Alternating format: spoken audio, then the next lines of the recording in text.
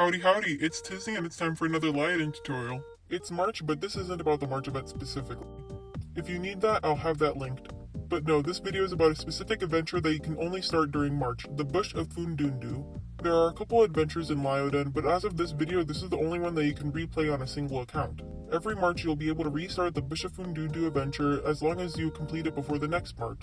You can only start this adventure during March, but you have no time limit to complete it. The only time limit I'd enforce is completing it before the next March so you don't miss out on it. Anyways, I'll be going over the event quest by quest and walking through the story, showing what you'll need, the different endings as well as the rewards, and a couple of tips. So that means there will be spoilers for the story since I'll be actually covering it. If you don't want story spoilers and just want to hear about the quests, I'll redirect you to a spoiler-free guide created by Jesse. For real, shout out to Jesse and everyone that helped them in creating this guide.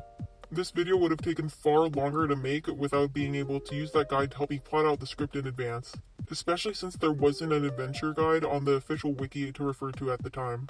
In the future, I might make storyline-free adventure tutorials for those who only want to know about the quests, but I'm iffy for now. Let me know what you guys prefer. Storyline included or no? Alright, one more thing. Like with March, there are going to be some exploring encounters of animals in pain that are going to be really hard to look at, particularly only in the beginning quests. None will be shown in this video, but prepare yourself for some imagery if you decide to go through the adventure yourself. Now without further ado, let's get into the Bush of Phundundu. First, let's start with the requirements. In this adventure, your king hears of a pride called the Nacrene Lions, a group of lions that have been successful in fighting against poachers. In a bid to see if they can help your pride, your king decides to go look for them. This brings us to the requirements of starting the adventure. Firstly, your pride needs to be looked after while your king is away. So the first requirement is to have a sub-male in your den. Next, your king needs to be strong and experienced, so the next requirement is for your king to be at the Dreamboat impression level. Finally, nothing is free. You'll need to fork over 2,000 silver beetles to play the adventure. Look, I know that's a lot, but trust me, it's worth it. With all that done, we can finally get to Quest 0. For Quest 0, you need to find the Nacrene Lions. The first is to physically search for them. You'll have to click the button on screen to search for them 10 times. It costs 10% energy or 100% energy total. The next thing you have to do is defeat poachers, which your king hopes will help in the search. Keep in mind that you have to physically get in battle and defeat them. Going for groups of poachers is your best bet if you want to conserve some energy, since each poacher in battle will count as its own point. So if you fight 3 poachers in one battle, you get 3 points. And remember that poachers are a soft-skinned enemy, so you should be able to easily take them down by charging, grabbing, then spamming the claw attack. Finally, you need to stock up on food for the journey by donating 10 food items. A big thing to note here is that it's based off the number of food given rather than food uses. So I'd stick to donating small one-use items like warthog carcasses or small meat chunks. Once that's all done, your king comes across a lioness named Mutsivi. You learn that she is part of the Nacrene Lions that your king was looking for. She explains that her ancestors have awakened angry from the bloodshed that the poachers are causing. That's why she and her pride are hunting them themselves. She continues that they've been busy fighting against the poachers, too busy to perform an important ritual back in their territory. Seeing that your king is quite strong and experienced, she asks for their help, and that is what brings us to the first quest. The first quest you're given is pretty simple. You'll need to defeat 10 more poachers. Going for a group of poachers is better for energy conservation since they count as a point per poacher. Though do note that Mutsivi asks that you don't use lucky feet to win the battle. Again, poachers are very easy to defeat, so it shouldn't be a problem. Once the quest is completed, Mutsivi is pleased and feels confident that your king deserves the blessing of the spirit that aids them against the poachers, Kutsiva. She instructs your king to return tomorrow, so you'll need to wait till rollover to get to quest 2. From here on out, the rest of the quests you'll need to wait a rollover to progress. The next day, your king meets with Mutsivi for the ritual and is led to the rest of her pride. One of the lionesses explains that there was an accident and they need to regather herbs for the ritual. That's where the first part of Quest 2 begins. You'll need to donate 50 herbs, 20 underbrush, and 20 large leaves. I've noticed that some people struggle with these kinds of quests. Large leaves and underbrush can be stumbled across randomly and explore. You can also find them in the trading center or branches. I recommend buying them from branches, since the trading center you can usually find them at a bit of an inflated price or bundled in cave bundles in the case of large leaves. As for the herbs, remember that this is 50 items and not 50 uses. Herbs are another item that you can sometimes randomly come across and explore. Again, look around branches or find a good price to bundle in the trading center. If you only need a few, head over to Beetle Battling and click the Training Grounds tab. On the top, you can buy an herb for 20 silver beetles each. Once everything is collected, the ritual can begin by burning the herbs as the lionesses sing of their ancestors. The smoke begins to form into the shape of a ferris with antlers, Kutsiva. Mutsivi has a silent conversation with Kutsiva, which results in Kutsiva giving your king his blessing. Kutsiva's blessing means that now your king has the spirits fighting beside them. This means a plan against the poachers can properly be set into motion. Mutsivi gives you the second part of the day's quest. You'll need to defeat 10 poachers and explore. Aside from that, you also need to interrupt poachers. These are specific encounters you can come across and explore. You'll need to run into that encounter and click the interrupt option 5 times. This part of the quest is where you'll come across images of animals in pain, so keep that in mind while going through this part. When everything is donated and the poachers have been interrupted or killed, Mutsivi will send out lionesses to track down the poacher camps based on what your king has figured out. You'll be able to move on to quest 3 upon rollover when the lionesses return.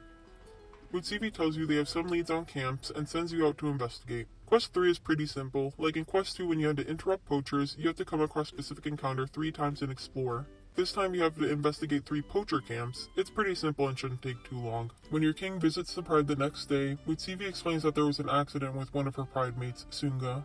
She found the camp but has been shot. While she lived long enough to reach back to her pride, her wounds were too severe and she died that night. Mutsivi is angered by Sunga's death. It fuels her. They still need to find the camp because what Sunga relayed wasn't enough. This introduces us to Shinga, another lioness and Sunga's sister. She snaps at Mutsivi, frustrated that she would risk your king's life when Sunga died trying to find the camp. She fears trying to push this further will kill them all, including the cubs that she is expecting. Mutsivi explains that she doesn't want Sunga's death to be in vain, while Shinga counters that she wouldn't want them all dead either. This leaves your king to agree to find the camp themselves. That's your quest. You have to find 10 special camps. Again, this is just a case of exploring until you come across the same encounter 10 different times. When your king returns and tells of all the details of the camp, Mutsivi dismisses them and says her and Shinga need time to come to a decision on what to do. The next day, Shinga and Mutsivi want your king's opinion on what to do as they couldn't come to an agreement themselves. Shinga wants to ally with the ranger humans and let them take the risk so that their pride doesn't suffer from any more casualties. Meanwhile, Mutsivi believes Sunga's death would have been in vain if they don't destroy the poachers themselves. You need to choose whether you want to kill the poachers, which is referred to as the vengeful path, or if you want to befriend the rangers, which is called the peaceful path. Once you choose one, you can't switch, so be sure you know which one you want. If I'm stressing you out here, don't worry. The only difference in prize here is which title and achievement you get. If you complete the peaceful path, you'll receive the brave one achievement and the uwu title. If you complete the vengeful path, you'll get the vengeful one achievement and the heartbreaker title. If you still aren't sure, then stick around and hear the quests you'll have to complete for each path. Let's start with the vengeful path since that one will be a little bit shorter. If you don't want to hear it and are only here for the peaceful path, jump to this timestamp. If you choose to side with Mutsivi and kill the poachers, she will resummon Kutsiva to put your king in another trance. The lionesses hiss and cry out to begin the ritual, but Kutsiva doesn't spawn from the smoke until your king joins in. Mutsivi tells Kutsiva that they found the camps and need his strength to avenge Sunga's death. With that, Kutsiva gives your king newfound strength and rage wars within them. You're now tasked with defeating 20 poachers and explore. Once that's all done, Mutsivi lets your king rest for the next day. Mutsivi tells your king that the poachers they killed have friends that want revenge and are now in groups killing any lion they see. It's up to you to kill these poacher bosses. Quest 6 has you finding and defeating 5 poacher bosses and explore. This one can be tough. Now a poacher boss isn't just written down.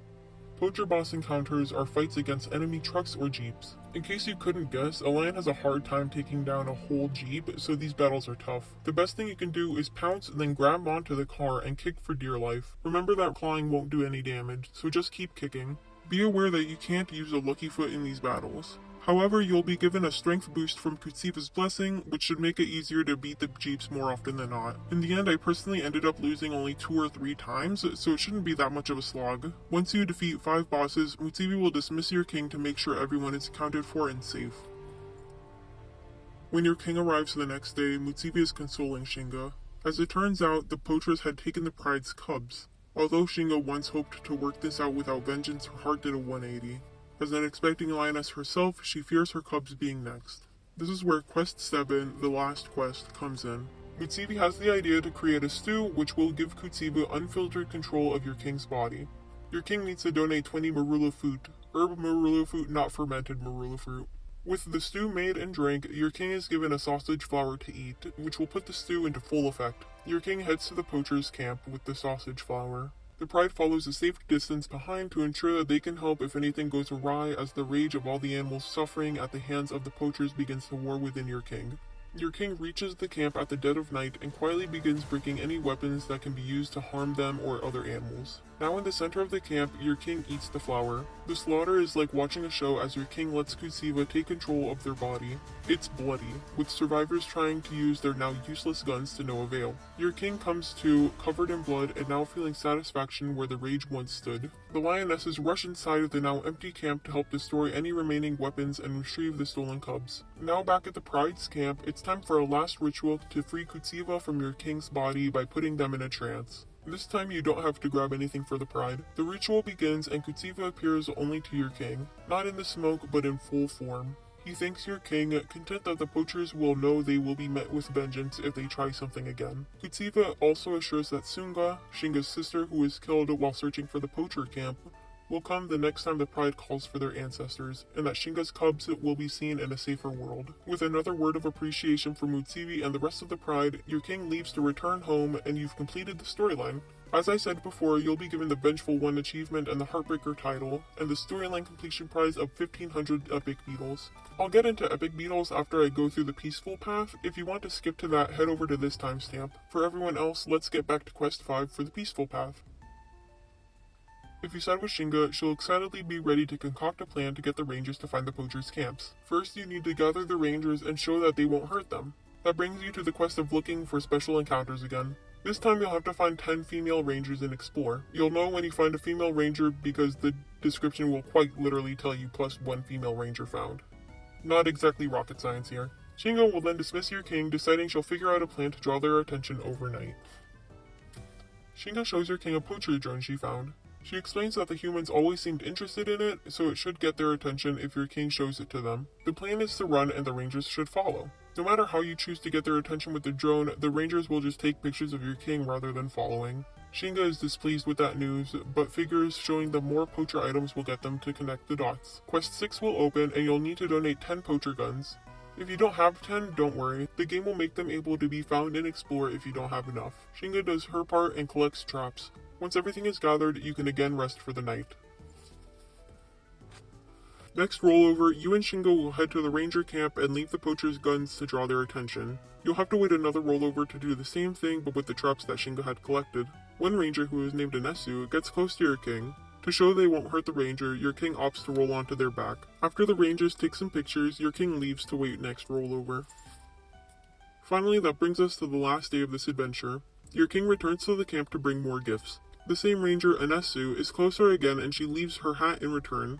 Your king goes back to Shinga, who is frustrated at how long it is taking to befriend the rangers. Begrudgingly, she accepts your king's idea to look to Kutsiva for help. Mutsivi agrees to help start a ritual, but you'll need to gather materials to do that. Would you look at that, it's another donation quest. You'll need to donate 50 herb items, 10 bottles, and 25 locust wings. I'm not going to go over the herbs again, but the bottles and locust wings can easily be found and explored if you don't have any in your inventory. Once that's done, Kutsiva is once again summoned. Mutsivi begs them to aid in the befriending of the rangers so they can fight against the poachers. The ranger's hat is blessed by Kutsiva, so your king opts to return it back to the rangers. Once they do, Anesu puts her hat back on and both her and your king feel the bond that two lines of the same pride do. Though they can't understand each other's words, it's clear that Kutsiva's blessing is that neither your king nor Anesu fear each other. Your king is finally able to lead the rangers to the poachers' camp. Working alongside the rangers, your king helps in taking the poachers down. Your king gets separated from Anesu, so they look to find her. They eventually find her tying up some poachers, but spot a group of rangers huddled on the floor around a fellow ranger who is laying still. The spirit of the fallen ranger arises. Though your king's time with the spirit is short, it's clear she's at peace. With tensions slowing, your king reunites with Anesu, who clearly seems to be the leader around here. After a moment of levity, it's time to head back to Shinga and Mutsivi. Your king retells the story, which brings Shinga to tears. Shinga and the rest of her pride share their appreciation before your king finally decides to go home and celebrate a job well done. You've completed the entire storyline. Again, you'll receive the Brave One achievement as well as the Uwu title for completing the Peaceful Path. You'll also be giving 1500 epic beetles as the universal prize. Let's get into epic beetles. What are they? Epic beetles are a currency you can only earn from completing adventures. They can be spent in the adventure shop, which you can find here in the adventure area. It's pretty bare, but the best item here is obvious.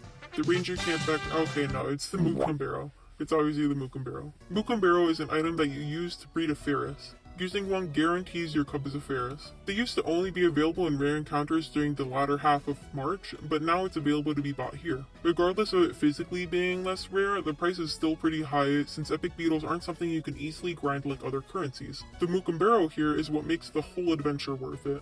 At least in a profit sort of way. It feels good beating up poachers. And that is the whole of Bush of Phundundu.